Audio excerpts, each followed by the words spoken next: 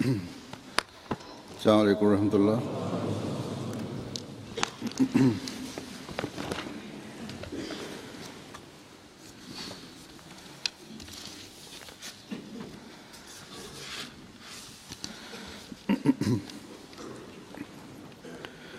اشہد ان لا الہ الا اللہ وحدہ لا شریک لہ واشہد ان محمدا عبدہ ورسولہ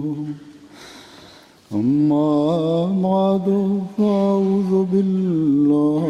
من الشیطان الرجیم بسم اللہ الرحمن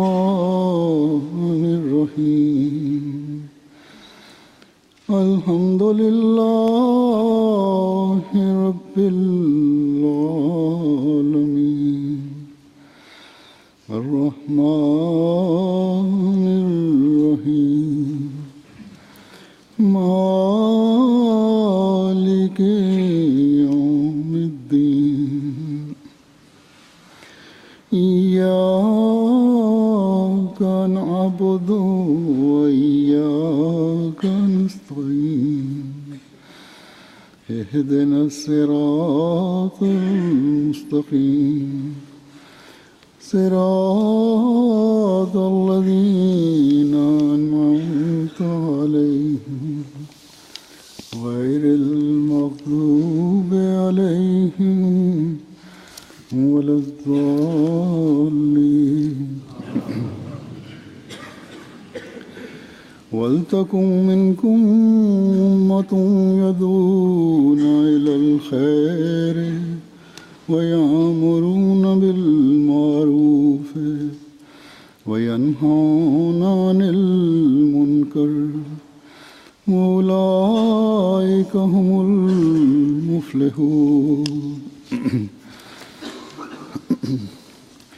وما كان المؤمنون لينفروا كافة فلولا نفر من كل فرقة منهم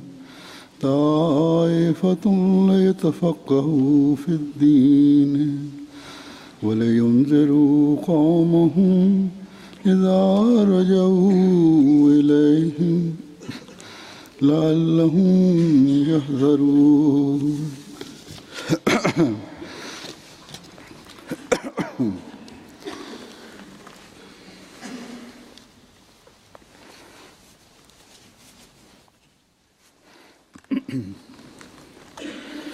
یہ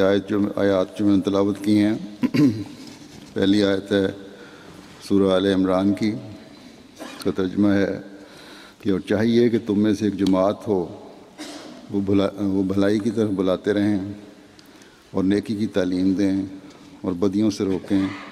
اور یہی ہیں وہ جو کامیاب ہونے والے ہیں۔ دوسری آیت سورہ توبہ کی ہے، اس کا ترجمہ ہے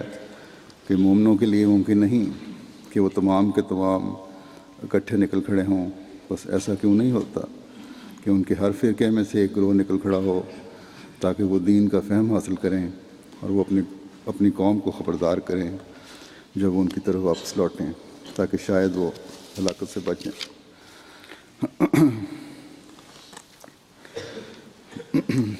ان آیات میں جیسا کہ ہم نے دیکھا، اللہ تعالیٰ نے ایسے گروہ کا ذکر فرمایا ہے جو اس دین کی خاطر اپنی زندگیاں وقف کرتے ہیں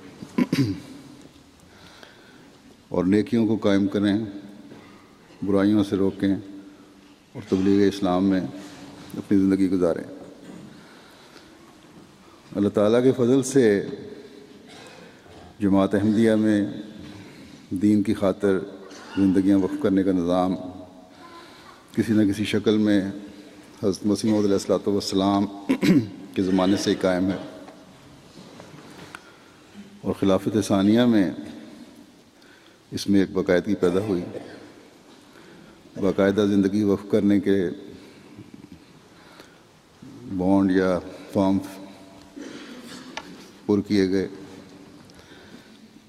کیے جانے لگے۔ دینی تعلیم کے لیے جامعہ احمدیہ کے نظام کو مزید منظم کیا گیا۔ مبلغین بیرون ملک بھیجے جانے لگے جنہوں نے تبلیغی میدانوں میں بڑے کارہائے نمایاں سر انجام دیے، اور اللہ تعالیٰ کے فضل سے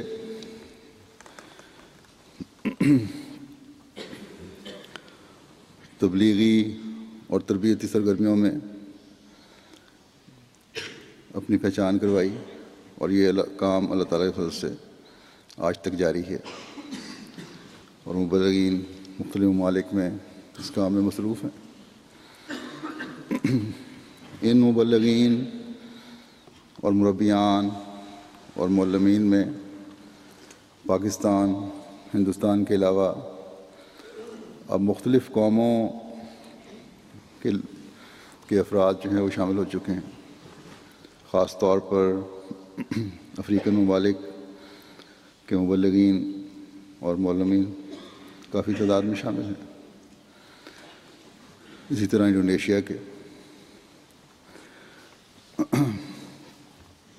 اللہ تعالیٰ وفا کے ساتھ ان سب کو خدمات پہ جلانے کی توفیق عطا فرمائے۔ واقفین زندگی کے نظام میں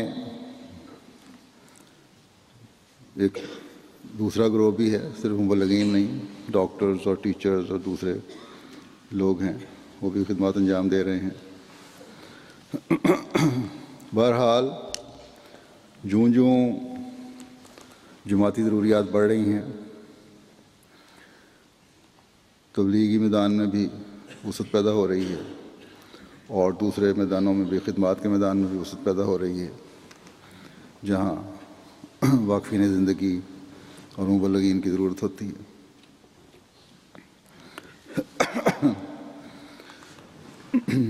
جس طرح یہ وسعت پیدا ہو رہی ہے، کام بڑھ رہے ہیں، احمدیت کا پیغام پھیل رہا ہے، دنیا احمدیت کی آغوش میں بھی آ رہی ہے۔ واقفین زندگی اور دینی علم رکھنے والوں کی ضرورت بھی بڑھ رہی ہے، اس کے ساتھ ساتھ جو تبلیغ اور تربیت کا فریضہ سر انجام دے سکیں۔ جیسا کہ ان آیات سے ظاہر ہے، اللہ تعالیٰ فرماتا ہے کہ جماعت کے ہر فرد کا ہمہ وقت تبلیغی اور تربیتی کاموں میں مصروف رہنا ممکن نہیں، اس لیے ایک گروہ ہو جو خاص طور پر یہ کام سر انجام دے۔ باوجود اس کے ایک دوسری جگہ امت کے ہر فرد کی ذمہ داری لگائی گئی ہے کہ وہ نیکیوں کے پھیلانے، برائیوں سے روکنے اور دعوت اللہ کا فرض ادا کرے، لیکن پھر یہ بھی فرمایا ہے کیونکہ یہ جو دنیاوی نظام ہے، نظام دنیا ہے، اس کو چلانا بھی ضروری ہے، اس لیے جو اس میں مصروف ہوں گے وہ ہم وقت دے بھی نہیں سکتے۔ پھر ہر ایک کا مزاج بھی ایسا نہیں ہوتا کہ وہ تبلیغی اور تربیتی کام آسن رنگ میں سر انجام دے سکے۔ پھر تمام کی تمام امت کے افراد دین کا وہ فہم اور ادراک بھی حاصل نہیں کر سکتے جو ایک مبلغ اور مربی کے لیے ضروری ہے۔ پھر یہ بھی کہ تمام لوگوں کو خاص توجہ کے ساتھ ٹریننگ بھی نہیں دی جا سکتی، اس لیے ایک گروہ ہونا چاہیے جو پوری توجہ سے دین سیکھے، اللہ تعالیٰ کے احکامات، اوامر و نواہی سے واقفیت حاصل کرے، ان کی گہری حکمت سیکھے اور پھر پھیلائے۔ ماشاءاللہ جماعت میں ایسے بھی بہت سے افراد ہیں جو اپنے ذوق اور شوق کی وجہ سے دنیاوی تعلیم کے علاوہ بھی دینی علم کا کافی درک رکھتے ہیں، لیکن ان کی بعض دفعہ بلکہ اکثر دفعہ ان کی دوسری مصروفیات ایسی ہو جاتی ہیں جو مستقل طور پر وقت دینے میں آڑے آتی ہیں۔ بہرحال اللہ تعالیٰ فرماتا ہے کہ دین کے کام کے لیے واقف زندگی کا ایک گروہ ہونا چاہیے، اور پھر کیونکہ اسلام ایک عالمگیر مذہب ہے، اس لیے ہر فرقے میں سے، یعنی ہر گروہ میں سے، ہر طبقے میں سے، ہر حصے میں سے لوگوں کے، متفرق قسم کے لوگوں میں سے یہ ایک گروہ ہونا چاہیے، اور پھر مزید وسعت پیدا کریں تو فرمایا کہ ہر قوم میں سے ایسے لوگ ہوں جو دین سیکھیں اور آگے سکھائیں۔ ہر قوم اور ہر گروہ اور ہر طبقے کے مزاج، نفسیات اور طریق مختلف ہوتے ہیں، اس کے مطابق تبلیغ کا طریقہ اختیار کیا جائے۔ اسی طرح تبلیغ کرنی بھی آسان رہے گی اور تربیت بھی آسان رہے گی۔ بہرحال یہ رہنمائی اللہ تعالیٰ نے فرمائی کہ مومنوں کا ایک گروہ ہو جو تبلیغی اور تربیتی کام سر انجام دے، اور پھر یہ کہ ہر قوم اور ہر طبقے کے لوگوں میں سے ہو تاکہ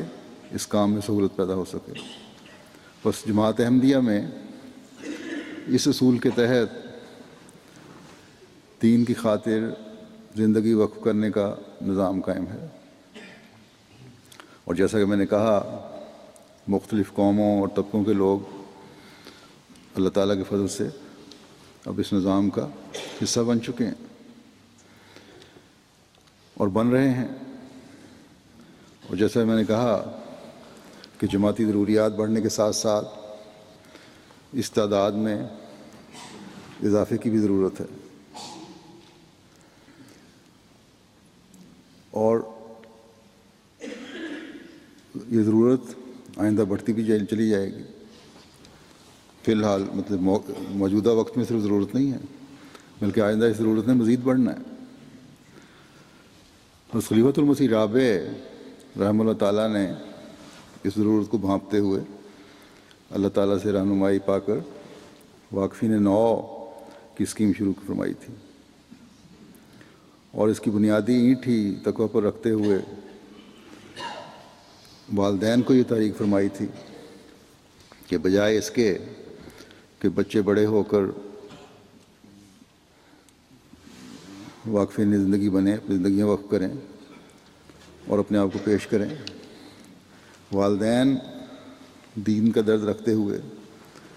اور تقویٰ پر قائم ہوتے ہوئے اپنے بچوں کو ان کی پیدائش سے پہلے دین کی راہ میں وقف کرنے کے لیے پیش کریں، اور حضرت مریم کی والدہ کی طرح یہ اعلان کریں کہ رب انی نذرت لک ما فی بطنی محررا فتقبل منی، کہ اے میرے رب جو کچھ میرے پیٹ میں ہے اسے میں نے تیری نظر کرتے ہوئے آزاد کر دیا، یعنی دین کے کام کے لیے پیش کر دیا اور دنیاوی دھندوں سے آزاد کر دیا، بس مجھ سے یہ قبول کر لے۔ بس جب اس دعا کے ساتھ خاص طور پر مائیں اپنے بچے جماعت کو پیش کرتی ہیں اور کریں گی، خلیفہ وقت کے سامنے پیش کرتی ہیں، تو ان کی بہت بڑی ذمہ داری بن جاتی ہے کہ پھر ان بچوں کی تربیت اس طرح کریں کہ وہ خدا کی راہ میں اپنی زندگیاں اس کا حق ادا کرتے ہوئے گزارنے کے لیے پیش کریں۔ پورا عرصہ حمل ان کے لیے دعا ہو کہ اللہ تعالیٰ اس بچے کو دین کا خادم بنائے، دنیاوی علائشوں سے پاک رکھے، دنیا کی طرف رغبت نہ ہو بلکہ دین کے لیے خالص ہو جائیں یہ لوگ۔ پھر پیدائش کے بعد بچے کی تعلیم و تربیت اس نہج پر ہو کہ اس بچے کو ہر وقت یہ پیش نظر رہے، اس کو بھی یہ باور کروایا جائے کہ میں واقف زندگی ہوں، اور میں نے دنیاوی جھمیلوں میں پڑنے کے بجائے اللہ تعالیٰ کے دین کی خدمت میں زندگی گزارنی ہے۔ جب اس طرح ابتدا سے ہی تربیت ہوگی تو نوجوانی میں قدم رکھ کر بچہ خود اپنے آپ کو پیش کرے گا اور خالص ہو کر دین کی خدمت کے لیے پیش کرنے کی کوشش کرے گا۔ پس والدین کو ہمیشہ یاد رکھنا چاہیے کہ بچے کو وقف کے لیے تیار کرنا، اس کی تعلیم و تربیت پر توجہ دینا والدین کا کام ہے، تاکہ ایک خوبصورت اور ثمر آور پودا بنا کر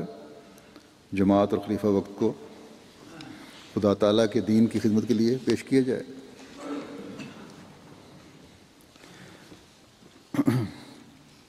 یہ جو بعض لوگوں کا خیال ہے کہ ہمارا بچہ وقف نو ہے اس لیے ابتدا سے اس کو جماعت سنبھال لے، یہ بالکل غلط سوچ ہے۔ جماعت تعلیم و تربیت کے لیے رہنمائی تو ضرور کرتی ہے اور کرنی چاہیے۔ اس کے لیے روضہ میں مرکز میں وکالت وقف نو بھی قائم ہے، قادیان میں نظارت تعلیم کے تحت وقف نو کا شعبہ قائم ہے، یہاں لندن میں مرکزی طور پر براہ راست خلیفہ وقت کی نگرانی میں اس شعبے کا کام ہو رہا ہے۔ جماعتوں میں سیکریٹریان وقف نو کی یہ ذمہ داری ہے کہ بچوں کی تعلیم و تربیت، کاؤنسلنگ اور گائیڈنس وغیرہ کریں اور ان کو ایک جماعت کا فعال حصہ بنانے کی کوشش کریں اور اس میں اپنا بھی فعال کردار ادا کریں۔ لیکن ان سب کے باوجود والدین کی بہت بڑی ذمہ داری ہے۔ بہرحال جیسا کہ میں نے کہا کہ جماعت کی بڑھتی ہوئی ضروریات کے پیش نظر وقف نو کی اسکیم کا اجرا ہوا تھا، اور یہ ایک انتہائی اہم اور آئندہ جماعتی ضروریات کو پورا کرنے والی اسکیم ہے، جس میں مختلف علاوہ مربیان اور مبلغین کے مختلف شعبہ زندگی سے تعلق رکھنے والے واقفین زندگی کی ضرورت ہوگی مستقبل میں۔ پس والدین اور وقف نو کے شعبے کو اس ذمہ داری کو سمجھتے ہوئے اپنا کردار ادا کرنے کی بھرپور کوشش کرنی چاہیے۔ اکثر جگہ دیکھا گیا ہے کہ سیکریٹریان وقف نو اس طرح فعال نہیں ہے جس طرح ان کو ہونا چاہیے، اور بس فعال ہوں تاکہ یہ بچے جب میدان عمل میں آئیں تو میدان میں آ کر قوموں کو، اپنے لوگوں کو تباہی کے گڑھے میں گرنے سے بچانے کا اہم کردار ادا کر سکیں، اور فلاح پانے والے گروہ میں خود بھی شامل ہوں، اور نہ صرف خود فلاح پانے والے بنیں بلکہ دنیا کو بھی، دنیا کی فلاح اور بقا کا باعث بنے۔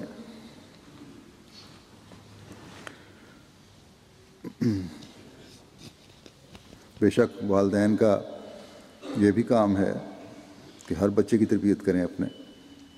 اور کوئی احمدی بچہ بھی ضائع ہونا جماعت برداشت نہیں کر سکتی۔ یہ سب جماعت اور قوم کی امانت ہیں، لیکن واقفین نو بچوں کے ذہن میں بچپن سے ہی یہ ڈالا جائے کہ تمہیں ہم نے خدا تعالیٰ کے راستے میں وقف کیا ہے، صرف وقف نو کا ٹائٹل مل جانا ہی کافی نہیں ہے، بلکہ تمہاری تربیت،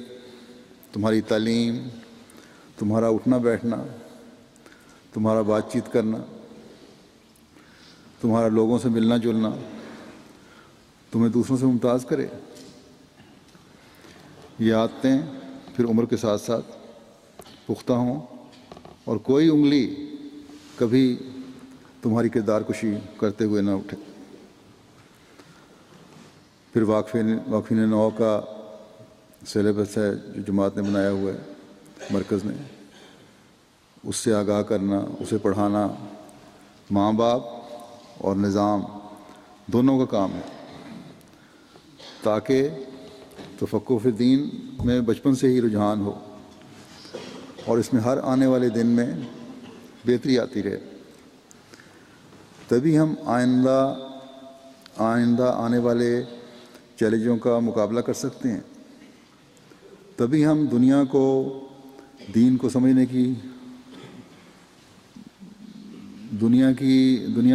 سمجھنے کی ضرورت کو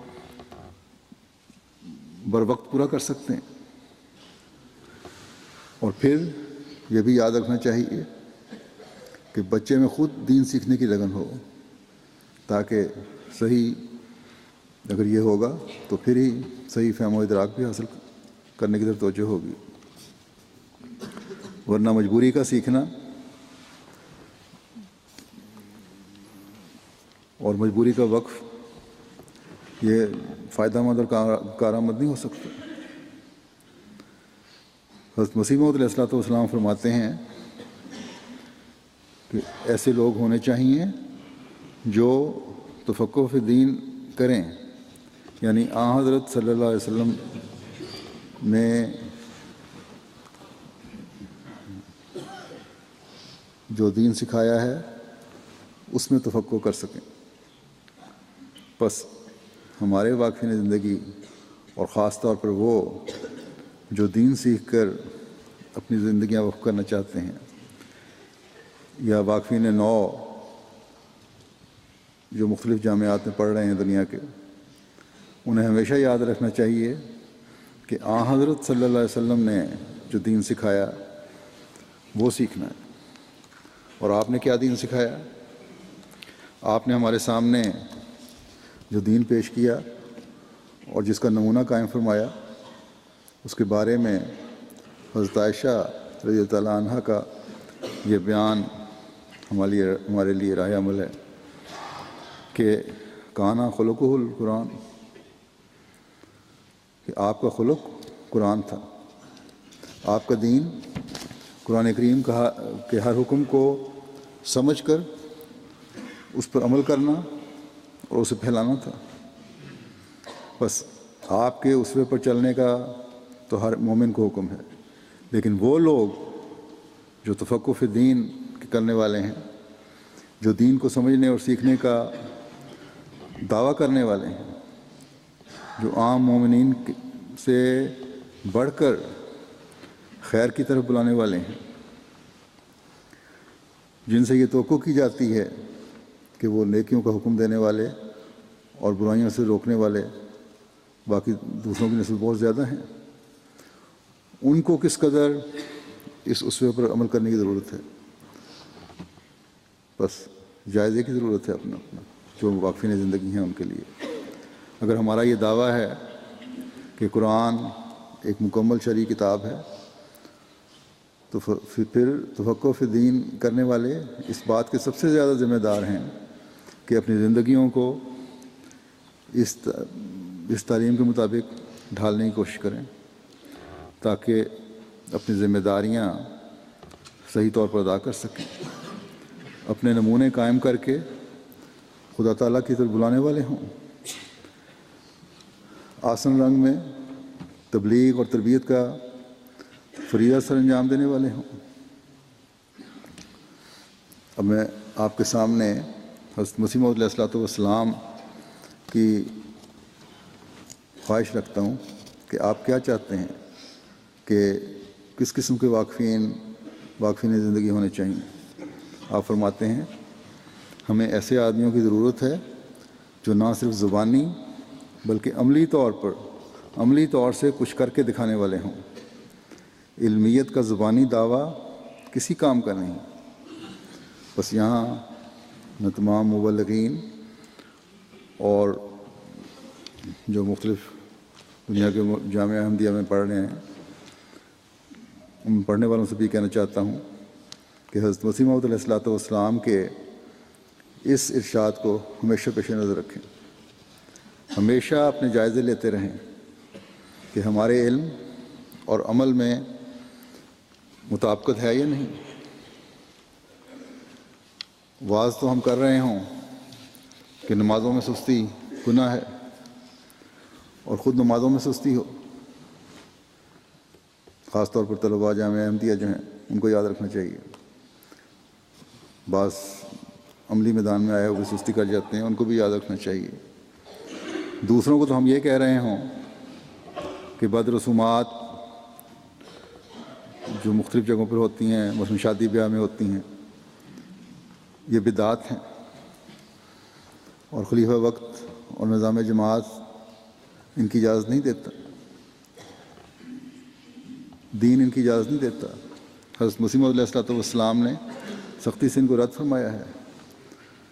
اللہ اور رسول ان کو رد کرتے ہیں، لیکن اپنے بچوں یا اپنے عزیزوں کی شادیوں میں ان باتوں کا خیال نہ رہے، یا ایسی شادیوں میں شامل ہو جائیں جن میں یہ بد رسومات کی جا رہی ہیں، اور وہاں بیٹھے رہیں اور نہ ان کو سمجھائیں نہ اٹھ کر آئیں، تو یہ چیزیں غلط ہیں۔ بس اگر دین کا علم سیکھا ہے تو اس لیے کہ عالم بعمل بنے، اور یہ بننے کی کوشش کریں۔ پھر حضرت مسیح علیہ السلام نے فرمایا کہ ایسے ہونے چاہیے وقف زندگی کہ نخوت اور تکبر سے بکلی پاک ہوں۔ اب ہر واقف زندگی جائزہ لے کہ وہ بھی جو میدان عمل میں ہیں یا مختلف جگہوں پہ کام کر رہے ہیں، وہ بھی جو جامعات میں تعلیم حاصل کر رہے ہیں، اور جب یہ عادت پڑے گی ہمیں جائزے لینے کی تو پھر ایک تبدیلی بھی پیدا ہوگی انشاءاللہ تعالی۔ اس سال کینیڈا کے جامعہ احمدیہ سے بھی واقفین نو کی اور مربیان کی مبلغین کی پہلی کھیپ نکل رہی ہے، اور انشاءاللہ تعالی واقفین نو میں سے اب باقی جگہوں سے بھی نکلنی شروع ہو جائیں گی، بلکہ پاکستان میں تو ہو سکتا ہے کہ کچھ واقفین نو مربیان بن بھی چکے ہوں۔ تو ہمیشہ یہ یاد رکھیں کہ عاجزی اور انکساری ایک مبلغ کا خاصہ ہونا چاہیے، لیکن وقار قائم رکھنا بھی ضروری ہے۔ پھر آپ نے فرمایا ہدایت دیتے ہوئے واقفین زندگی کو کہ ہماری کتابوں کا کثرت سے مطالعہ کرنے سے ان کی علمیت کامل درجہ تک پہنچی ہوئی ہو۔ بس یہ نہیں فرمایا کہ پہنچائیں، اتنا مطالعہ کریں علمیت کامل درجہ تک پہنچی ہوئی ہو۔ بس حضرت مسیح علیہ الصلوۃ والسلام کی کتب کا مطالعہ جامعہ میں پڑھنے کے دوران بھی اور میدان عمل میں بھی انتہائی ضروری ہے، کیونکہ یہی اس زمانے میں صحیح اسلامی تعلیم کی طرف رہنمائی کرتی ہے۔ پھر آپ نے فرمایا کہ قناعت شعار ہونا بھی ایک مبلغ اور مربی کے لیے ضروری ہے، اور اس قناعت شعاری کے بارے میں جو معیار مقرر فرمایا آپ فرماتے ہیں کہ اگر ہماری منشا کے مطابق قناعت شعار نہ ہوں تب تک پورے اختیار بھی نہیں دے سکتے، یعنی جو قناعت شعار ہوگا اسی کو اس تبلیغ کا اختیار دیا جا سکتا ہے، وقف زندگی کے کاموں کا اختیار دیا جا سکتا ہے۔ اور منشا کیا ہے؟ فرمایا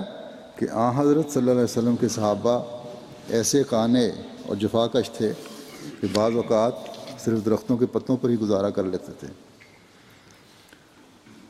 اللہ تعالیٰ نے حضرت مسیح موعود علیہ السلام کی دعا اور خواہش کو پورا فرماتے ہوئے ایسے بزرگ مبلغین اپنے فضل سے عطا فرمائے ہیں جن کی قناعت قابل رشک تھی۔ آج مبلغین کو سہولتیں بھی ہیں، لیکن ایک وقت ایسا تھا جب سہولتیں نہیں تھیں۔ جماعت کے مالی حالات بھی اب اچھے ہیں، اللہ تعالیٰ کے فضل سے ہر ممکن خیال رکھنے کی کوشش بھی کی جاتی ہے۔ وہ بعض جگہ اب بھی تنگیوں اور مشکلات کا سامنا ہے، لیکن جب دین کے لیے ہر قسم کی قربانی کے لیے اپنے آپ کو پیش کر دیا تو پھر ان مشکلات کی کوئی اہمیت نہیں ہوتی اور نہ ہونی چاہیے۔ آج اللہ تعالیٰ کے فضل سے روا اور قادیان کے علاوہ دنیا کے بعض مغربی ممالک میں بھی، مثلا یو کے میں، جرمنی میں، کینیڈا میں جامعہ قائم ہیں۔ اور جیسا کہ میں نے کہا کہ کینیڈا کے جامعہ سے اس سال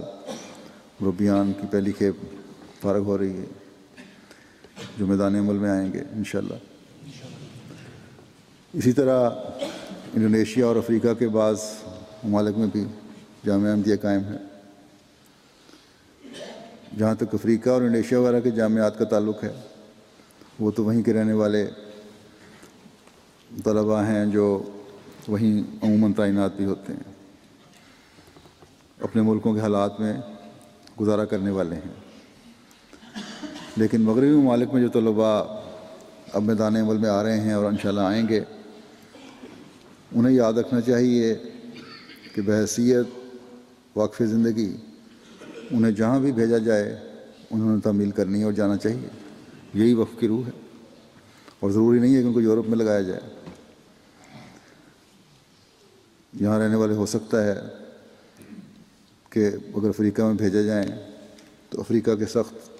موسم سے پریشان ہو جائیں، لیکن جب اللہ تعالیٰ کی خاطر وقف کر دیا تو پھر سختی کے لیے تیار رہنا چاہیے۔ جیسا کہ میں نے کہا،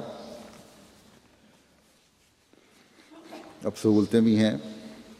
اور شروع میں جو مبلغین گئے تھے باہر میدان عمل میں، ان کو بڑی دقتوں کا سامنا کرنا پڑا تھا۔ ان کے مبلغین کے بعض واقعات میں نے لیے ہیں تاکہ آپ کو احساس ہو کہ کس طرح کی قربانی دیتے رہے اور کن حالات میں وہ گزارا کرتے رہے ہیں۔ ہمارے ایک مبلغ تھے حضرت سید شاہ محمد صاحب، انہوں نے اپنا واقعہ بیان کیا ہے کہ میں متواتر 18 سال انڈونیشیا میں کام کرتا رہا، اور اللہ کے فضل سے میں نے کبھی کسی کے آگے دستے سوال دراز نہیں کیا، اپنا پورا وقار رکھا۔ بہت معمولی الاؤنس پر گزارا ہوتا تھا کہ مشکل سے شاید 2 وقت کی روٹی چلتی ہو۔ اپنی ہر حاجت کے لیے اپنے رب کا دروازہ کھٹکھٹاتا رہا اور وہ میری حاجت روائی کرتا رہا۔ جب 18 سال بعد کہتے ہیں میری واپسی ہوئی تو میں بڑا خوش تھا۔ بحری جہاز کے ذریعے سے پاکستان کے لیے روانہ ہوا، اور میرے پاس کہتے ہیں ایک پرانی اچکن تھی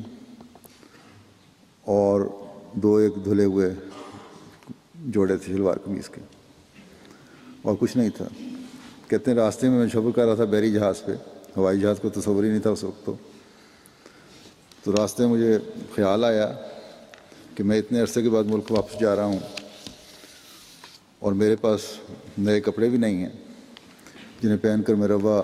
کے ریلوے اسٹیشن پر اتروں گا۔ اس مبلغین کراچی آیا کرتے تھے، پھر وہاں سے ٹرین پر روا پہنچتے تھے۔ تو میں انہی خیالات میں تھا اور دعاؤں میں لگا ہوا تھا کہ میرے دل میں خیال آیا، کہتے ہیں کہ مجھے اس قسم کی خواہش بھی نہیں کرنی چاہیے تھی کبھی دل میں، یہ وقف کی روح کے خلاف ہے۔ کہتے ہیں میں نے بڑی توبہ استغفار کیا اس پہ، اور پھر چند دن بعد جہاز سنگاپور میں رکا پورٹ پہ۔ کہتے ہیں میں عرشے پہ کھڑا، جہاز کے ڈیک پہ کھڑا نظارہ کر رہا تھا تو میں نے ایک شخص کو ایک گٹری اٹھائے ہوئے جہاز پر چڑھتے دیکھا۔ وہ جہاز کے کپتان کے پاس آیا سیدھا اور اس سے کچھ پوچھنے لگا کپتان نے اسے میرے پاس بھیج دیا. وہ مجھ سے گلے ملا، بغل گیر ہو گیا اور کہا کہ وہ احمدی ہے اور دردی کا کام کرتا ہے. اس نے بتایا کہ جب الفضل میں نے پڑھا کہ آپ آ رہے ہیں اور راستے میں سنگاپور رکیں گے تو مجھے خواہش پیدا ہوئی کہ میں آپ کے لیے کوئی تحفہ پیش کروں. اور آپ کی تصویریں میں نے دیکھی ہوئی تھیں، قد کاٹ کا اندازہ تھا.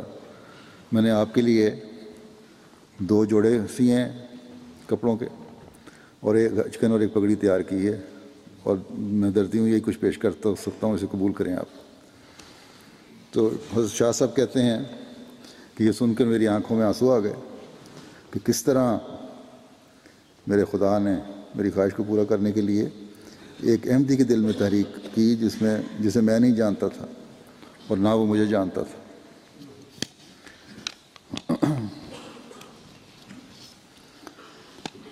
تو فرماتے ہیں، مبلغین کو نصیحت کرتے ہوئے فرماتے ہیں مربیان کو کہ اگر مبلغ صرف آستانہ الہی پر جھکا رہے اور کسی کے سامنے دست سوال دراز نہ کرے تو اللہ تعالیٰ غیب سے اس کے لیے سامان مہیا کر دیتا ہے. اور یہ اللہ تعالیٰ واقفین زندگی سے، صرف مبلغین نہیں، ہر واقف زندگی سے سلوک کرتا ہے. اللہ تعالیٰ کے فضل سے میدان عمل میں آج بھی نظارے دیکھتے ہیں. پھر مولانا غلام احمد فاروق کے بارے میں ان کے ایک بیٹے نے لکھا کہ ہمارے جماعت کی طرف سے بھی بڑا عرصہ باہر رہے ہیں مبلغ. جب واپس آئے تو حیدرآباد میں ان کی تعیناتی ہوئی. وہاں جماعت کی طرف سے ایک چھوٹا سا مکان مل گیا اور اس کی بھی کافی خستہ حالت تھی. اور کیونکہ لمبا عرصہ باہر رہے تھے اس لیے ہم اسی بات پہ خوش تھے کہ ہمارے والد ہمارے ساتھ تو رہیں گے اب. لیکن مکان کی حالت کو دیکھ کر ایک دن ان کے چھوٹے بھائی نے بس مولانا غلام احمد فاروق کو اپنی سمجھ کے مطابق کہہ دیا کہ ابا جان درخواست کریں جماعت کو کہ مکان کی مرمت کروا دیں. تو حضرت مولانا فاروق صاحب تو اپنے وقف کو نبھانا جانتے تھے، صرف ان کو تو ان چیزوں سے کوئی غرض نہیں تھی. انہوں نے بڑی محبت سے سارے بہن بھائیوں کو پاس بٹھایا اور بڑی طریقے سے، بڑی حکمت سے، بڑی دانائی سے واقفین زندگی کے گزر اوقات میں سادگی اور بود و باش میں عاجزی اور انکساری کو پیش کیا. انہوں نے یہ فرمایا کہ ہر خواہش کو دبانا اور ہر مطالبے سے اجتناب برتنا بھی وقف زندگی کا نصب العین ہے، اور میری دلی تمنا ہے کہ تم سب میرا سہارا بنو. بچوں کی نصیحت کی. قدم پر زندگی کی تلخیوں کو قبول کر کے اللہ تعالیٰ کو خوش کرو. پھر ایک دفعہ انہوں نے مولانا غلام احمد فاروق صاحب نے، ان کے بیٹے ہی کہتے ہیں کہ ایک دفعہ ہمارے پاس آئے، فوج میں میجر تھے، ریٹائر ہوئے تھے، اس وقت فوج میں تھے. تو ہماری خواہش تھی بچوں کی، بچے اچھی جگہوں پہ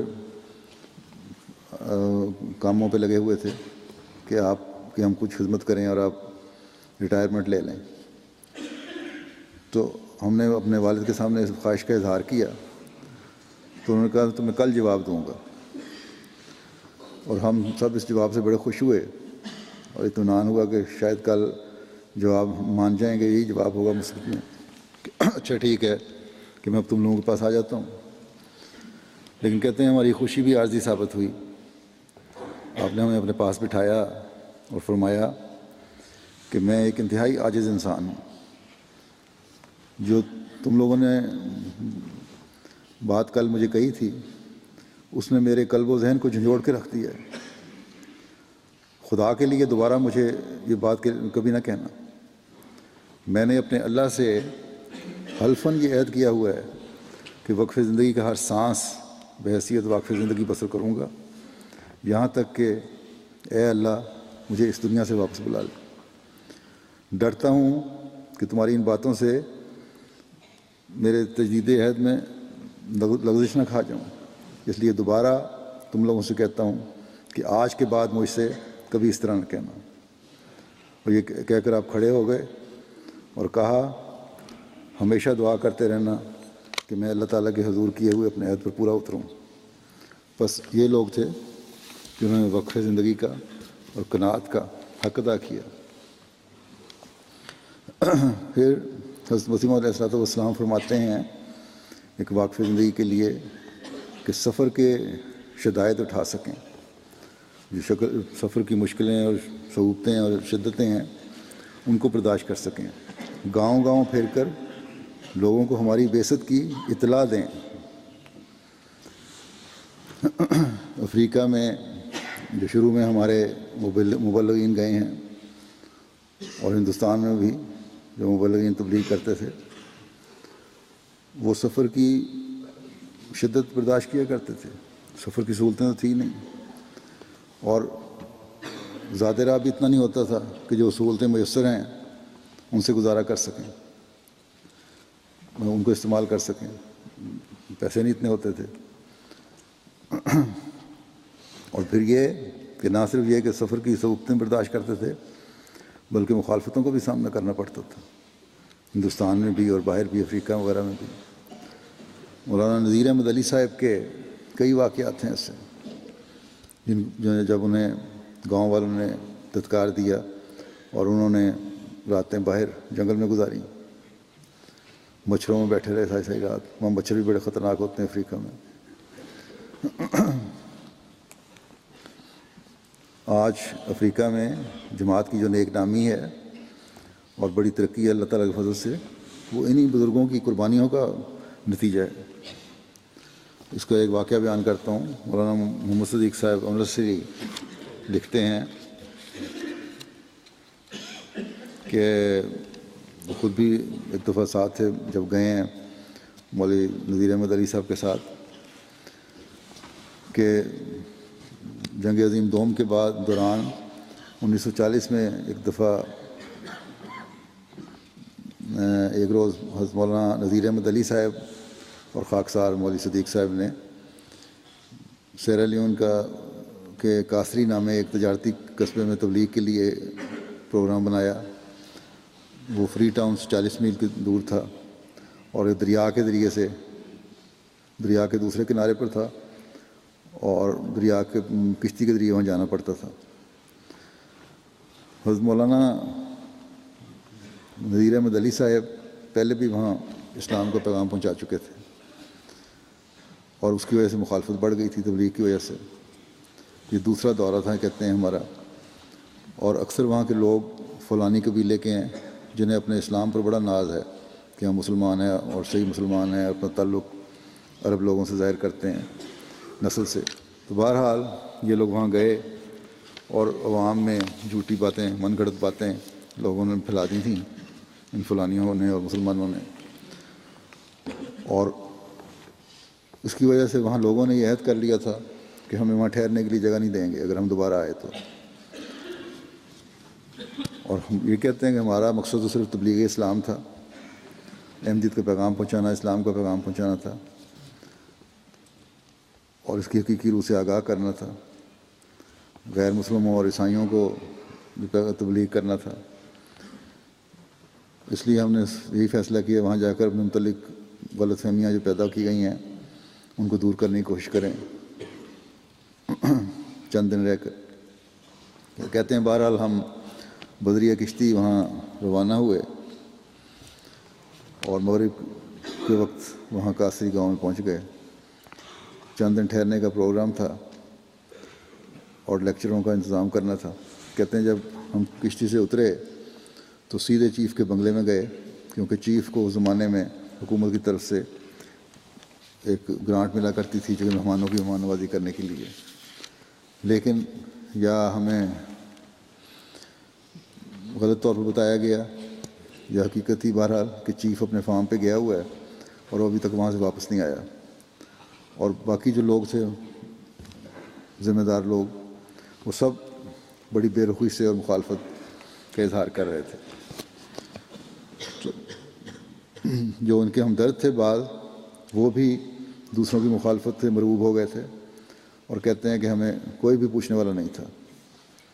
ہمارے ساتھ چند طالب علم تھے افریقن احمدی، ان کو تو افریقن ہونے کی وجہ سے کہیں جگہ مل گئی اور وہ چلے گئے اور ہمارا سامان بھی ساتھ لے گئے، اور ہم وہیں جنگل میں پھر رہے تھے گاؤں کے باہر. بعض لبنانی تاجروں کے ساتھ رابطہ ہوا جن کی دکانیں وہیں دریا کے کنارے پہ تھیں. تو بہرحال ہم ایک لبنانی مسلمان جو تھا اس سے ہم نے باتیں کیں، کچھ عربی میں باتیں کیں، ہماری عربی سے متاثر ہوا اور اپنے ساتھ لے گیا اور وہاں تبلیغ شروع ہو گئی، اور اس نے پھر زور دے کے ہمیں کھانا بھی کھلایا رات کا. تو بہرحال لیکن رات کو ہم 10 بجے اٹھ کے آ گئے وہاں سے، لٹریچر وغیرہ کا ان سے وعدہ کر کے. نہ اس نے پوچھا نہ ہم نے بتایا کہ ہمارے پاس تو رات کو ٹھہرنے کی کوئی جگہ نہیں. رات آ کر ہم پھر دریا کے کنارے بیٹھ گئے، اور وہ سارا علاقہ زہریلے سانپوں اور جنگلی جانوروں سے بھرا پڑا ہے. مگرمچھوں کے دریا کے کنارے مگرمچھ ہیں، وہ بھی حملے کرتے رہتے تھے، اکثر وارداتیں ان کی ہوتی رہتی تھی. لیکن اللہ نے اپنا فضل کیا، ان کو ہر جانور کے حملے سے محفوظ رکھا. اور یہ لوگ نیند تو آ نہیں سکتی تھی ایسی حالت میں، تو گاؤں کے باہر ایک سرے سے دوسرے سرے تک ٹہلتے رہے. پھر آدھی رات کے دریا کے کنارے کہتے ہیں ریت پہ ہم بیٹھ کے قرآن کریم کے جو ہمیں حصے یاد تھے ایک دوسرے کو سنانے لگ گئے. پھر آیات کی تفسیر میں باتیں ہوتی رہیں. بہرحال یہ دینی باتیں ہوتی رہیں. پھر کچھ رات گزری تو مولانا نذیر احمد علی صاحب نے ایک لمبی پرسوز دعا کرائی کہ اللہ تعالیٰ اس گاؤں والوں کو ہدایت دے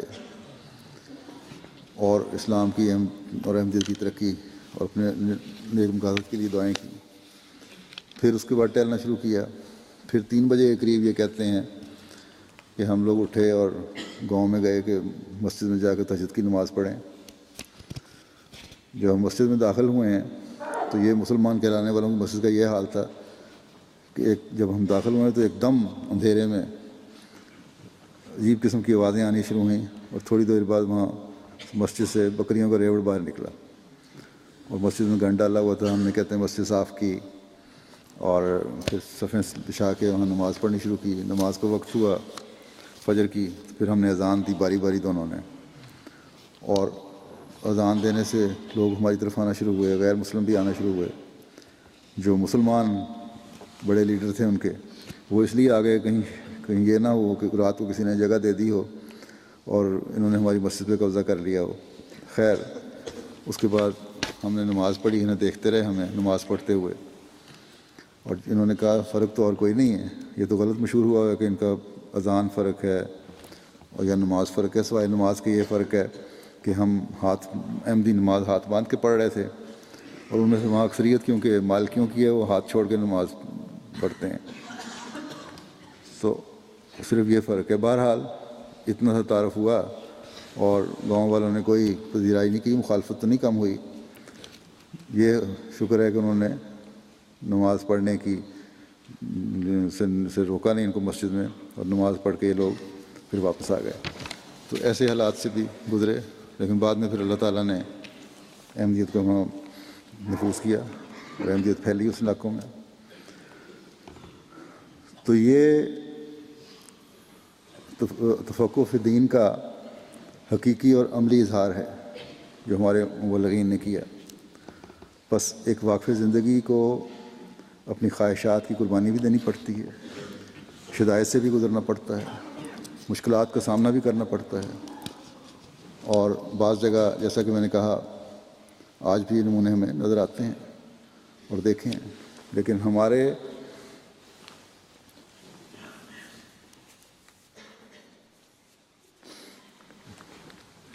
نئے شامل ہونے والے مربیان بھی،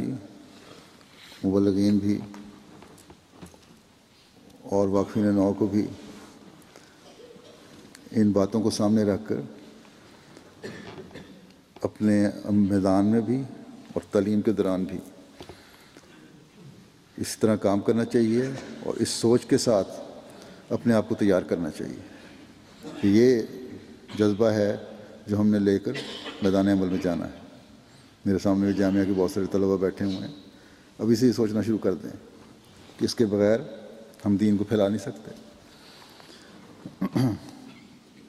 اور اگر یہ نہیں ہوگا تو پھر میدان عمل میں سوائے گھبرا جانے کے اور کچھ نہیں ہوگا۔ اور بعض بدقسمتی سے یہ سن کر ہی ان کی بعض وقت ٹرانسفر کی گئی تو وقف ختم کر دیا اور وقف سے پیچھے ہٹ گئے۔ اس لیے ابھی سے اپنے آپ کو تیار کریں کہ ہم نے یہ سب قسم کی سختیاں برداشت کرنی ہیں۔ اور جامعہ میں پڑھنے والوں سے میں خاص طور پر یہ کہہ رہا ہوں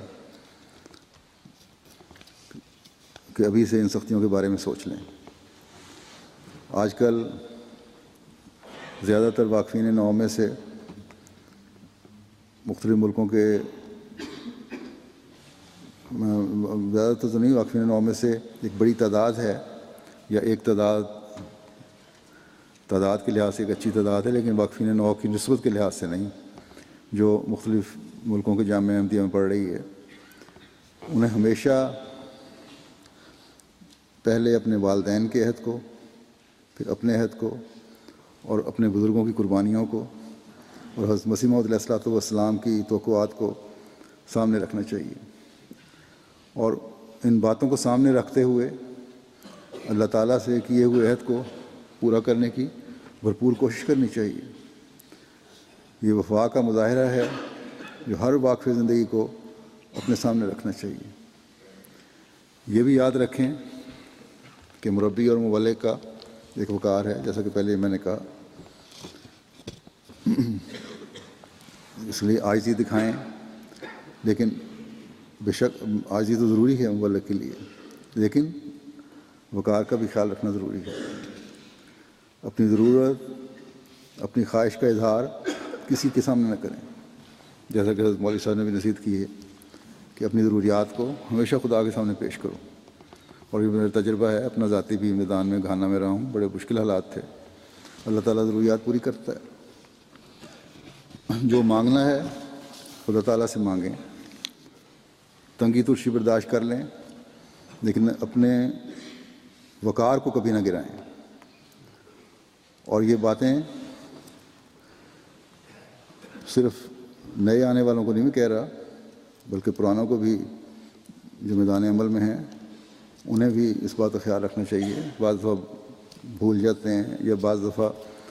دنیا داروں کو دیکھ کر خواہشات بڑھ جاتی ہیں کہ ہر مربی جماعت کی نظر میں، مرکز کی نظر میں، افراد جماعت کی نظر میں خلیفہ وقت کا نمائندہ ہے۔ بس کوئی ایسی حرکت نہیں ہونی چاہیے جس سے اس نمائندگی پر حرف آتا ہو۔ بعض دفعہ بیوی بچوں کی وجہ سے مجبور ہو کر بعض ضروریات کا اظہار ہو جاتا ہے۔ جماعت اپنے وسائل کے لحاظ سے حتی الامکان واقفین زندگی کو سہولت دینے کی کوشش کرتی ہے اور کرنی چاہیے، لیکن جس طرح دنیا میں معاشی بدحالی بڑھ رہی ہے، غریب ممالک میں خاص طور پر برا حال ہو جاتا ہے، باوجود کوشش کے مہنگائی کا مقابلہ مشکل ہو جاتا ہے۔ لیکن ایک مربی کا، ایک واقف زندگی کا وقار اسی میں ہے کہ کسی کے سامنے اپنی مشکلات کا ذکر نہ کرے۔ جو رونا ہے خدا تعالیٰ کے آگے روئیں، اس سے مانگیں۔ میں نے پہلے بزرگوں کی جو مثالیں دی ہیں، آج بھی اللہ کے فضل سے ایسی قربانیاں موجود ہیں، لیکن بعض بے صبرے بھی ہوتے ہیں، جیسا کہ میں نے کہا وقت بھی توڑ جاتے ہیں۔ دوسروں کو دیکھ کر پھر جب اپنی خواہشات کو پھیلایا جائے تو پھر یہ حال ہو جاتا ہے۔ تو اس سے مشکلات مزید بڑھتی ہیں جب آپ اپنے خواہشات کو پھیلاتے ہیں دوسروں کو نظر رکھتے ہوئے، یا تو وقف توڑ دیں گے یا پھر مقروض ہو جائیں گے۔ بس اپنی چادر میں رہنا ہی ایک واقف زندگی کا کام ہے۔ اور اس حوالے سے میں واقفین زندگی کی بیویوں کو بھی یہ کہوں گا کہ وہ بھی اپنے اندر قناعت پیدا کریں اور اپنے خامدوں سے کوئی ایسا مطالبہ نہ کریں جو پورا نہ ہو اور واقف زندگی کو ابتلا میں ڈال دیں۔ بس جس عظیم کام کے لیے اور جس عظیم مجاہدے کے لیے واقفین زندگی خاص طور پر مبلغین اور مربیان نے اپنے آپ کو پیش کیا ہے، ان کی بیویوں کا بھی کام ہے کہ اس کام میں، اس مجاہدے میں ان کی معاون بنے۔ ایک مبلغ اور مربی کو حضرت مسیح موعود علیہ الصلوۃ والسلام کے اس ارشاد کو ہمیشہ سامنے رکھنا چاہیے۔ آپ نے فرمایا مدرسہ احمدیہ کے اجراء کے وقت کہ یہ مدرسہ اشاعت اسلام کا ایک ذریعہ بنے اور اس سے ایسے عالم اور زندگی وقف کرنے والے لڑکے نکلیں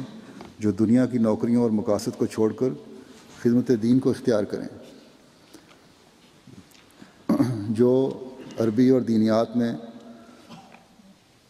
توغل رکھتے ہوں، اس میں یعنی علوم حاصل کرنے اور سمجھنے کی ان میں ایک لگن ہو۔ اللہ تعالیٰ ہمارے مربیان اور مبلغین کو ان باتوں کو سامنے رکھنے اور عمل کرنے کی توفیق عطا فرمائے۔ بعض انتظامی باتیں بھی ہیں واقفین نو کے سلسلے میں وہ کہنا چاہتا ہوں۔ واقفین نو کی ایک بڑی تعداد ایسی لڑکوں اور لڑکیوں پر ہے جو دینی علم حاصل کرنے کے لیے جامعہ میں داخل نہیں ہوتے، بہت بڑی تعداد ہے یہ، اور مختلف میدانوں میں جاتے ہیں۔ جماعت کو ایسے واقفین کی بھی ضرورت ہوتی ہے جو مختلف فیلڈ میں جائیں اور جماعت کی خدمت کریں۔ اس لیے پڑھائی کی ہر سٹیج پر واقفین نو کو مرکز سے مشورہ کرنا چاہیے کہ ہم کیا کریں آگے، اب یہاں پہنچ گئے ہیں، اب ہم نے یہی ارادہ ہے، کیا کرنا چاہیے۔ اس وقت اللہ تعالیٰ کے فضل سے 14,500 واقفین نو بچے بچیاں ہیں جو 15 سال سے اوپر ہو چکے ہیں، کل تعداد تو 40,000 ہے۔ ایک تو اس عمر میں ان کو خود اپنے وقف کے فارم پر کرنے چاہیے کہ وہ وقف قائم رکھنا چاہتے ہیں یا نہیں، یہ ہوش کی عمر ہے۔ سوچ سمجھ کر پھر یہ فیصلہ کریں کہ وقف قائم رکھنا ہے یا نہیں کرنا۔ پہلے ماں باپ نے کیا تھا، اب وقف زندگی نے وقف نو بچے نے خود کرنا ہے۔ اگر قائم رکھنا ہے تو مرکز کو اطلاع ہونی ضروری ہے اور رہنمائی بھی لیں پھر کہ کیا ہمیں کرنا چاہیے۔ ہم جامعہ میں تو نہیں جا رہے، یہی ہمارے شوق ہیں، یہ تعلیم میں ہمیں دلچسپی ہے، تو اب ہماری رہنمائی کریں کہ ہم کون سی تعلیم حاصل کریں۔ تو بے شک اپنا شوق جیسا کہ میں نے کہا بتائیں، اپنی دلچسپی بتائیں، لیکن اطلاع کرنا ضروری ہے، اور مختلف وقتوں میں پھر ان کی رہنمائی ہوتی رہے گی۔ جیسا کہ میں نے کہا کہ سیکرٹریان وقف جدید کو بھی فعال ہونے کی ضرورت ہے، اور اگر یہ فعال ہوں گے تو اپنے متعلقہ جماعتوں کے واقفین نو بچوں سے معلومات لے کر مرکز کو اطلاع بھی کریں گے، اور پھر یہ مرکز بتائے گا کہ کیا کام کرنا ہے، کیا نہیں کرنا، یا کیا آگے پڑھنا ہے، یا مرکز میں اپنی خدمات پیش کرنی ہے پڑھائی مکمل کرنے کے بعد۔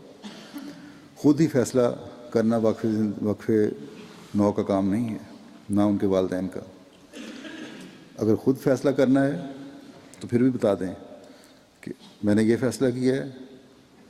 اور اب میں وقف نو میں رہنا نہیں چاہتا، تاکہ اس کو وقف نو کی فہرست سے خارج کر دیا جائے۔ گو کہ اب تک یہی ہدایت ہے کہ 15 سال کے بعد جب اپنا وقف کا فارم فل کر دیا تو پھر واپسی کا کوئی راستہ نہیں ہے۔ لیکن اب میں یہ راستہ بھی کھول دیتا ہوں، تعلیم مکمل کر کے دوبارہ لکھیں، اور یہ لکھوانا بھی سیکرٹریان وقف نو کا کام ہے، اور اس کی مرکز میں باقاعدہ اطلاع ہونی چاہیے کہ ہم نے یہ تعلیم مکمل کر لی ہے اور اب ہم اپنا وقف جاری رکھنا چاہتے ہیں یا نہیں رکھنا چاہتے۔ 15 سال سے اوپر کی جو تعداد ہے اس کا تقریباً 10% یعنی 1426 کے قریب مختلف ممالک کے جامعہ احمدیہ میں واقفین نو پڑھ رہے ہیں، یعنی 90% اپنی دوسری تعلیم حاصل کر رہے ہیں، جو مختلف کالجوں اور یونیورسٹیوں میں پڑھ رہے ہیں، یا پڑھائیاں چھوڑ بیٹھے ہیں، یا کوئی پیشہ ورانہ تعلیم حاصل کر رہے ہیں۔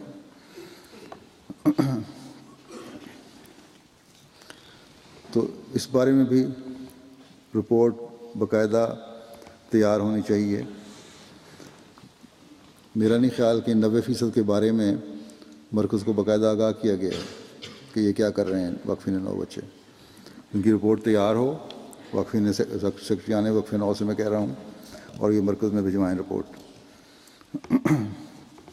اسی طرح واقفین 9 کے لیے، چاہے وہ جامعہ میں پڑھ رہے ہیں یا نہیں پڑھ رہے، کوئی دنیاوی تعلیم حاصل کر رہے ہیں، دینی تعلیم حاصل کرنا بھی ضروری ہے، اور ان کے لیے سلیبس بنایا گیا ہے۔ پہلے 15 سال کے بچوں تک کے لیے تھا، اب 19 سال تک کے لیے بنایا گیا ہے۔ اس کو پڑھنا اور اس کا امتحان دینا بھی ضروری ہے، اور یہ 19 سال والا بھی 20 سال تک ایکسٹینڈ کیا جا سکتا ہے۔ تو اس میں شامل ہونا، اور اس میں یہ کوشش ہونی چاہیے واقفین 9 کے سیکرٹریان کی کہ 100% شمولیت ہو، یہ بھی ضروری ہے، اور پھر ان کے نتائج مرکز میں بھجوائے جائیں۔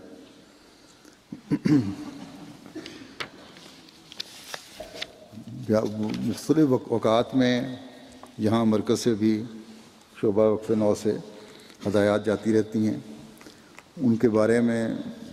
بعض جماعتیں، بلکہ اکثر جماعتیں جواب ہی نہیں دیتی، تو ان کی یاد دہانی کے لیے میں دوبارہ، گو کہ بعض باتیں پہلے بھی آ گئی ہیں، لیکن جو سرکولر جاتے ہیں وہ دوبارہ آپ کے سامنے پیش کر دیتا ہوں کہ مثلا یہ ہے ایک ہدایت کہ وقف 9 میں شمولیت کے لیے لازمی ہے کہ ولادت سے قبل والدین خود تحریری طور پر کھلے ہوئے وقت کی درخواست دیں، اور بعض دفعہ بعض درخواستیں لوگ بعد میں بھیجتے ہیں پیدائش کے بعد کہ ہمیں بھول گیا تھا یا فلاں مجبوری ہو گئی تھی، تو یہ نہیں، شروع میں درخواست دینی ضروری ہے، اور انہی کا قبول کیا جاتا ہے جو پہلے درخواست دیتے ہیں، اور یہی پہلے دن سے وقف 9 کے شعبے کا اصول رہا ہے۔ یہاں صرف ایک بات میں وضاحت کر دوں کہ لوگ خط لکھتے ہیں، وقف 9 میں درخواست دیتے ہیں، اس میں اپنے بعض دوسرے مسائل بھی لکھ دیتے ہیں، اور کیونکہ یہ شعبے مختلف ہیں جنہوں نے جواب دینے ہیں، وقف 9 کا جواب وقف 9 دے گا، خط کے باقی حصے کا جواب دوسرے حصے نے دینا ہوتا ہے، اس لیے وہ عورتیں اور مرد جو وقف 9 کے لیے اپنے بچوں کے لیے لکھتے ہیں، اگر انہوں نے دوسرے مسائل لکھنے ہوں اپنے خطوط میں تو وہ دوسرے علیحدہ خط میں لکھا کریں۔ پھر یہ ہے کہ وقف 9 بچے بچی کے جو والدین ہیں وہ خود درخواست کریں، ان کے رشتہ داروں کی درخواستیں جو ہیں منظور نہیں ہوں گی۔ دعا تو آپ نے کرنی ہے اپنے بچوں کو کرنے کے لیے، اس لیے درخواست بھی خود دینی ہوگی، کیونکہ تربیت اور تعلیم اور دعا سب آپ کا ذمہ داری ہے۔ اور پھر یہ ہے کہ جہاں بعض علاقوں میں افریقہ وغیرہ میں بعض دفعہ پوری طرح ہدایات پر عمل نہیں ہوتا، اول تو ان کو ویسے اپنے رجسٹروں میں نام لکھ لیا جاتا ہے کہ یہ وقف 9، اس نے کہا وقف 9 میں شامل کر لو، بچہ پیدا ہوا وقف 9 ہو گیا۔ جب تک مرکز کی طرف سے کسی کو کلیئرنس نہ ملتی وقف 9 میں شامل ہونے کی، کوئی بچہ وقف 9 میں شامل نہیں ہو سکتا، اور پیدائش کے بعد تو سوال ہی نہیں۔ اور اسی طرح جو گود میں لینے والے بچے ہیں، اگر وہ اپنے عزیز رشتہ داروں کے ہیں تو ان کی بھی ولادت کے وقت سے پہلے اطلاع ہونی چاہیے کہ وقف 9 میں شامل کرنا ہے بچہ، اور بشک گود میں آپ نے لیا ہو کسی بھی زید یا بکر نے، لیکن نام ولدیت میں اسی کا لکھا جائے گا جس کا وہ بچہ ہے، حقیقی بچہ ہے۔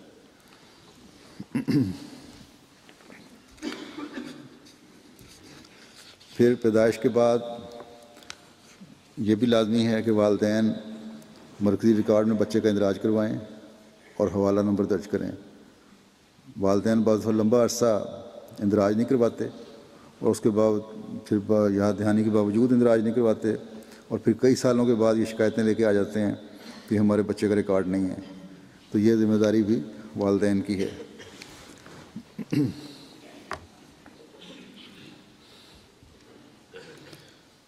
اسی طرح جب بچے 15 سال کی عمر کو پہنچ جائیں تو مقامی اور نیشنل سیکرٹریان وقف 9 ان سے وقف کی تجدید کروائیں، پہلے میں بتا چکا ہوں، بلکہ اب میں نے کہا ہے کہ پڑھائی مکمل کرنے کے بعد یونیورسٹیوں کالجوں میں پڑھ رہے ہیں، پڑھائی مکمل کرنے کے بعد بھی تجدید کریں، کیونکہ اب اس ریکارڈ کو بہت زیادہ اپ ڈیٹ کرنے کی ضرورت ہے، اور اس کو باقاعدہ رکھنے کی ضرورت ہے، اس کے بغیر ہم آگے اپنی جو بھی جماعت کی اسکیم ہے، ضرورتیات ہیں، ان کا اندازہ ہی نہیں کر سکتے، اور نہ ان کو یہ ہمیں پتہ لگ سکتا ہے کہ ہمیں کس کس شعبے میں کتنے لوگوں کی اب ضرورت ہے، اب اطلاع نہیں کریں گے تو۔ اگر بعض دفعہ بچے، ایک بڑا والدین کے لیے ایک صدمے والی بات ہوتی ہے کہ بچہ معذور پیدا ہوا ہے، تو ایسی صورت میں بھی وقف نو میں تو شامل نہیں ہوتا۔ گو یہ دوہرا صدمہ ہے والدین کے لیے، اللہ تعالیٰ اور کو بہتر کرے یا اور اولاد ہو، نعم البدل عطا فرمائے ایسے والدین کو۔ پھر اسی طرح والدین جن کو اخراج جماعت کی تعزیر ہو جاتی ہے کسی وجہ سے، عموماً یہی ہوتا ہے کہ جماعت کی بات نہیں مانی یا کسی روایات میں عمل نہیں کیا، تو ان کے بچوں کا نام بھی پھر اس میں سے خارج کر دیا جاتا ہے، اس لیے کہ جو والدین خود اپنے آپ کو اس معیار پر نہیں رکھنے والے کہ جہاں جماعت کی پوری اطاعت اور نظام جماعت کا احترام ہو، وہ اپنے بچوں کی کیا تربیت کریں گے۔ اس لیے یہ بھی نوٹ کر لیں کہ سیکٹریان وقف نو کہ ایسے لوگوں کے بھی اگر ایسی کوئی بات عمل ہو، کوئی کسی کے بارے میں تعزیر، تو فوراً مرکز میں اطلاع کریں، یہ سیکٹریان وقف نو کا کام ہے۔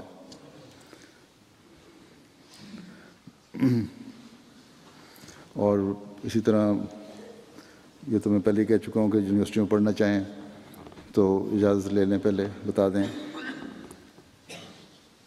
اور جو یونیورسٹیوں میں تعلیم حاصل کر چکے ہوں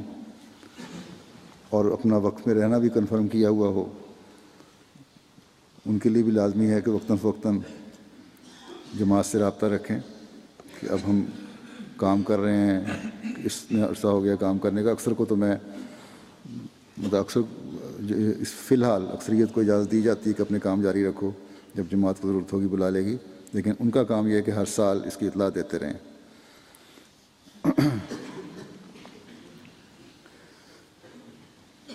اسی طرح دوسرے پیشے کے لوگ جو ہیں، جو اعلیٰ تعلیم تو حاصل نہیں کر سکے لیکن دوسری پیشوں میں مختلف قسم کی اسکلز ہیں، ان میں پروفیشنز ہیں، ان میں چلے گئے ہیں، تو ان کو بھی اپنے مکمل کرنے کے بعد ٹریننگ یا ڈپلومہ وغیرہ اطلاع کرنی چاہیے۔ اللہ تعالیٰ ان سب تمام واقفین نو اور واقفات نو کو جماعت کے لیے مفید وجود بنائے، اور ہمیں توفیق دے کہ ہم ان لوگوں کو جو جماعت کی امانت ہیں، جو قوم کی امانت ہیں، آسن رنگ میں ان کی تربیت بھی کر سکیں اور ایک جماعت کے لیے مفید وجود بنانے میں ان کی مدد بھی کرنے والے ہوں۔